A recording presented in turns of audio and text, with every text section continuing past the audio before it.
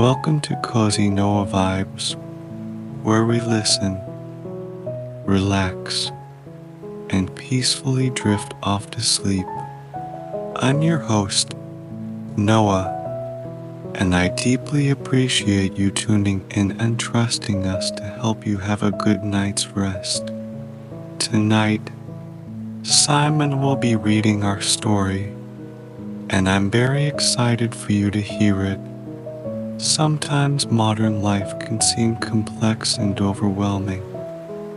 Despite modern conveniences that should make everyday tasks easier, it's also easy to fill our schedules with stresses that didn't exist years ago. Life seemed much simpler back then.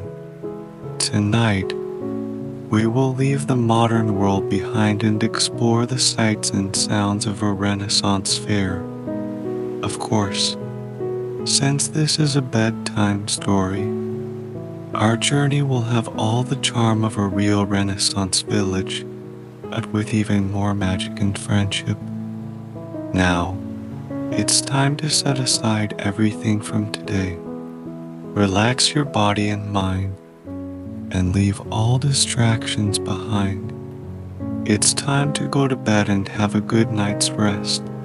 Let your breathing become easy and steady, settling into a rhythm that encourages a deeper sense of calm.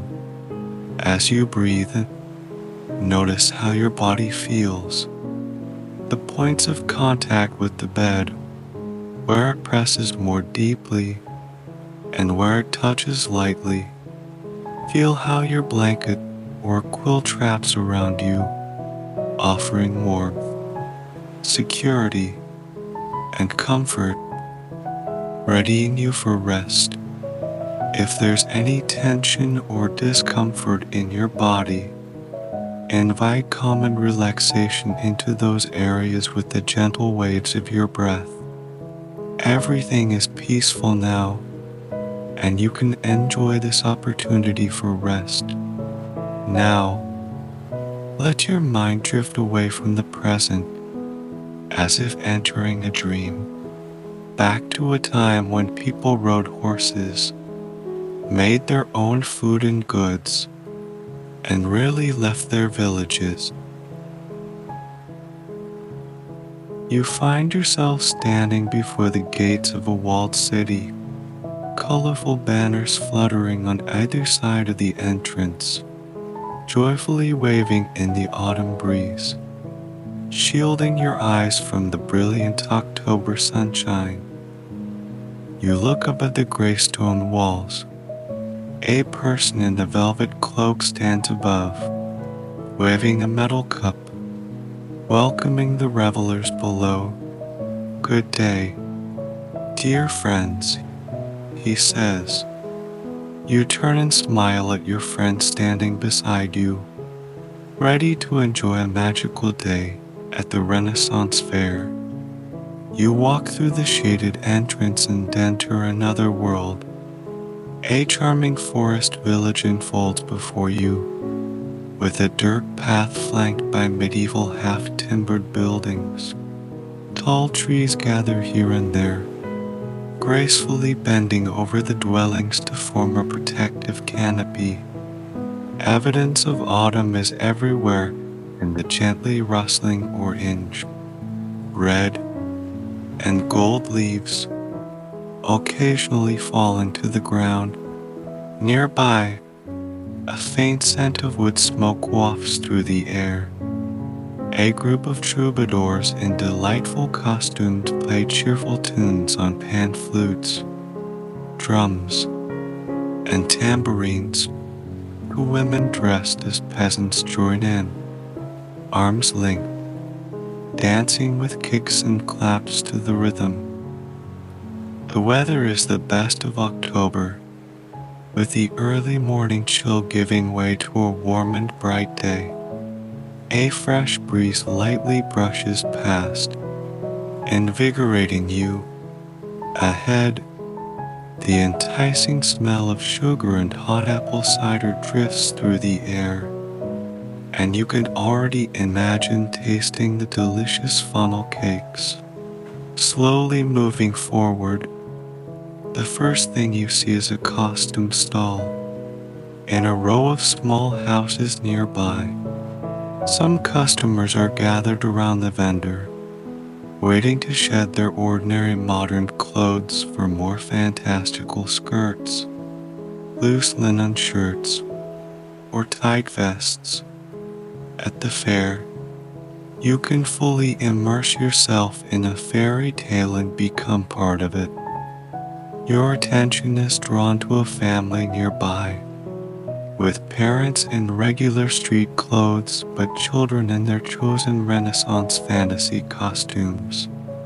A little girl wears a silk pink princess dress, complete with a sparkling wand and a tilted headpiece. Her sister prefers to play a more colorful villain, entirely hidden in a green velvet dragon suit, her face peeking out from the jaws of the ferocious creature. A couple dressed as nobility stops nearby, and the man smiles, saying, "Princess, I believe you are troubled by a fearsome dragon. Should we summon the knights of the kingdom?" Both the princess and the dragon stare at him in surprise, unsure how to respond. Other parents laugh, then nod and continue with their children. The kids find a street performer making giant colorful bubbles, and they run excitedly toward him. Your friend, walking ahead of you, checks out a nearby weapon stall. There, metal swords of all shapes and sizes are displayed, each one beautifully engraved. Your friend picks up one with the vendor's permission, laughing at its unexpected weight, saying there's no way he could carry it all day, let alone fight with it. The vendor humorously suggests he try a small wooden sword instead. Your friend picks up a child's wooden sword, nodding in satisfaction, finding it much easier to manage. Leaving the sword stall, you walk over to the adjacent essential oils booth. Shelves and tables are lined with bottles, releasing the most wonderful fragrances. You pick up a deep blue glass bottle, carefully remove the stopper, and inhale a spicy scent. And you try another bottle and find it has a slightly floral aroma. A whole row of brown bottles hold citrus scents, the aroma of lemons, limes, and oranges enticing you. Nearby, a row of dark green bottles catches your eye, and you open one to smell a blend of pine and spices, as if inhaling the essence of December. Next to it, the fragrance is a delightful mint, and you close your eyes, seeing the snowy landscape in your mind. You see your friend has moved to the nearby candle-making booth, watching a chandler demonstrate to children how to make candles. She patiently shows how to pour hot wax around the wick, explaining how long it takes for the wax to cool in the mold.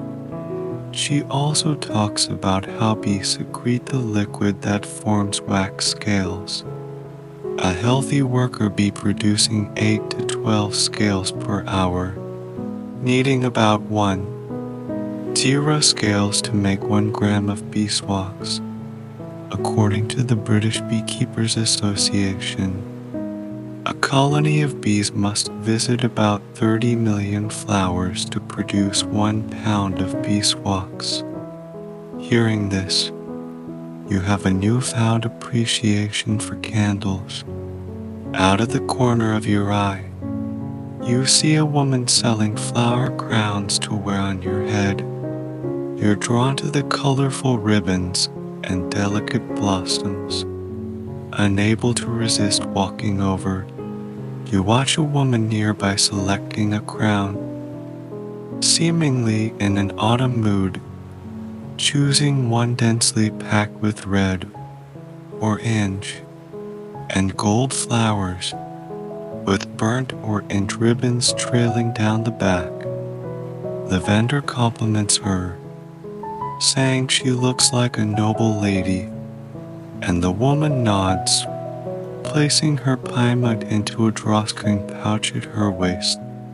The new owner puts on the crown, showing it to her friends, and they leave together, laughing, continuing deeper into the forest village.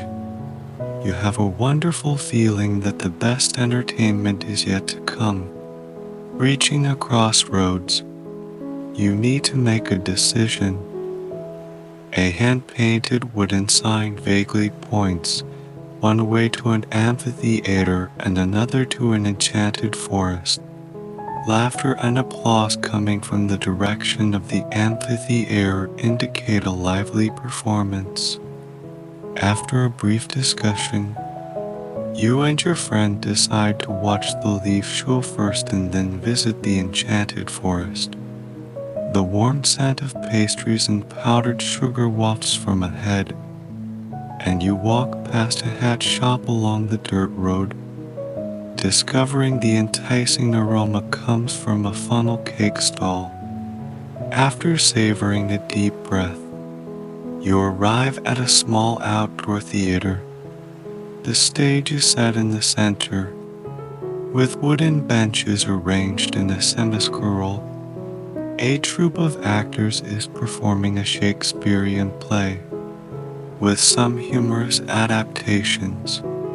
The audience claps and laughs, the actors giving their all on stage. You and your friend sit on the smooth back bench until the show ends, clapping and cheering. All of this is just what you needed. Simple joys, a relaxing environment, completely detached from the complexities of the modern world, immersed in the magic of that time. Thank you for listening to tonight's story. May you drift off to sleep with peace and happiness. I hope you join us again on Cozy Noah Vibes for more enchanting bedtime stories. Good night and sweet dreams.